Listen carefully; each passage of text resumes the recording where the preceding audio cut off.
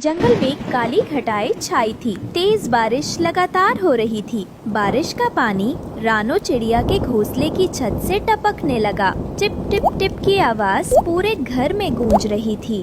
धीरे धीरे पानी घोंसले में भरता जा रहा था। तभी रानो चिड़िया की नींद टूटती है।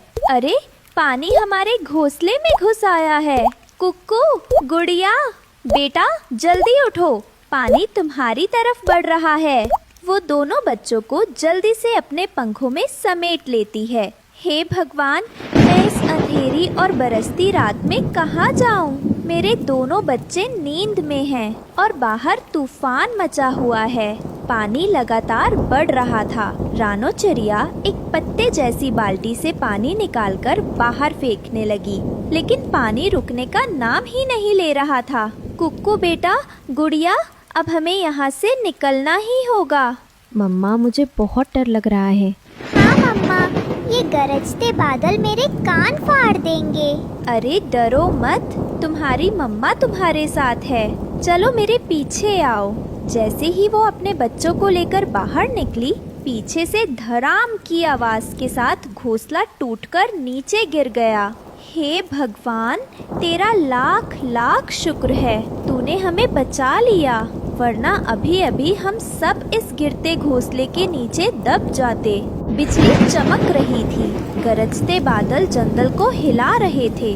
बाकी सभी पक्षी अपने घरों में दुबके बैठे थे। कोई बाहर झांकने की हिम्मत नहीं कर रहा था। चलो बेटा, हम कोई घना पेड़ ढूंढते हैं। आज की रात वहीं गुजारेंगे। कुछ दूर जाकर उसे एक बड़ा पेड़ दिखाई देता है। वह बच्चों को लेकर उसके नीचे बैठ जाती है। मम्मा, मुझे बहुत ठंड लग रही है। मम्मा, मुझे तो खांसी भी होने लगी है। रानो चिड़िया ने पंख से कुकू का माथा छुआ। उसका पंख तपते हुए जैसे जल गया। हे राम, कुकू, तुझे तो तेज बुखार है। ऐसे कैसे ये रात गुजारूं? हमें किसी के घर मदद मांगनी पड़ेगी।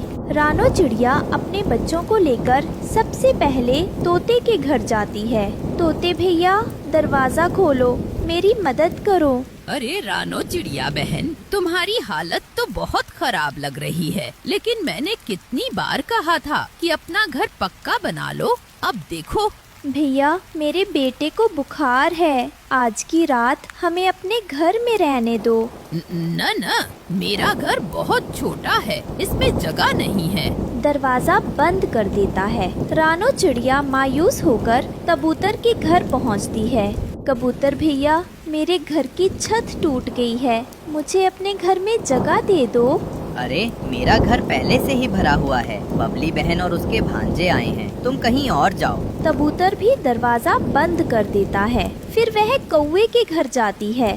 कौवे भैया, दया करो, ये आखिरी दर है, इसके बाद कहीं और नहीं जाऊंगी। अरे रानो चिड़िया, तुम जानती हो हमारा घर कितना गंदा है, तुम रह ही नहीं पाओगी। कोई बात नहीं भैया, मेरे बच्चे बीमार हैं, हमें रहने दो। इतने में गोरी कौवी बाहर आ जाती है। अरे छोटी चिड़िया, तुम्हें चैन नहीं है क्या? सबको जगाकर क्यों परेशान कर रही हो?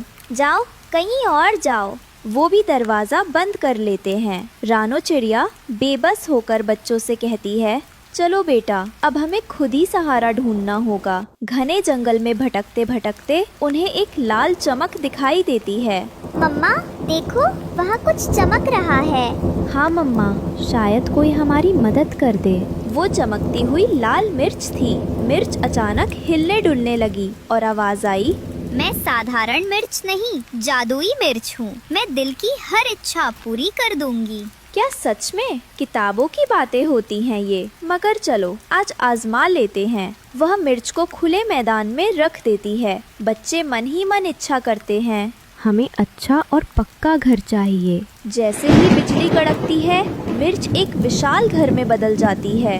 हे भगवान, हमारी दुआ सुन ली तूने। घर के अंदर ढेर सारा भोजन और सुख सुविधाएं थीं। रानो चिड़िया बच्चों को लेकर उसमें चली जाती है। तभी परी प्रकट होती है। कुकू, तुमने घर तो मांगा, लेकिन अपने लिए दवा क्यों नहीं मांगी? परी जी, मैं तो सह लूँगा, पर मेरी माँ और बहन कहाँ जाते इस बारिश में? बहुत अच्छा बेटा, तुम्हारे इस त्याग का फल मिलेगा। अब तुम्हारे घर में सब सुख सुविधाएं होंगी। धीरे धीरे बारिश और तेज हो गई। तोते, कबूतर, कौआ सभी के घर टूट गए। वे सब भटकते भटकते रानो चिड़िया के विशाल घर के पास पहुंचते हैं। अरे अमीर पक्षी जी, हमें अपने घर में जगह दे दो। दरवाजा खुलता है और अंदर से रानो चिड़िया बाहर आती है। ये मेरा घर है, आप सबका भी। यहाँ कोई अमीर गरीब नहीं, सब बराबर हैं। सभी पक्षी शर्मिंदा होकर सिर झुका लेते हैं। बहन, जब तुम मेरे दरवाजे पर आई थी तो मैंने बहाने बना दिए। कहा कि मेरा घर भरा हुआ है, लेकिन सच ये है कि मेरा दिल छोटा था। माफ कर दो मुझे। हाँ बहन, मैं भी दोषी हूँ। मेरा घर छोटा नहीं था, मेरा सोच छोटा था। उस वक्त तुम्हें बाहर ठुकरा दिया। आज जब मेरा घर टूटा है तो समझ आया आसरा मिलना कितना जरूरी होता है। रानो, मैं तो हमेशा तुम्हें ताने मारता रहा, तुम्हारे गरीबपन का मजाक उड़ाता रहा, और आज देखो उसी गरीब समझी जाने वाली रानो के घर मैं आसरा मांग रहा हूँ। सच है, इंसान या पक्षी अमीर घर से नहीं, बड़े दिल से होता है। रानो चिड़िया की आंखें भर आईं। भाइयों बहनों, गलतियाँ सबसे होती हैं। आओ, इसे अपना घर समझो। सब पक्षी घर में आते हैं, भोजन करते हैं और रात हंसी खुशी गुजारते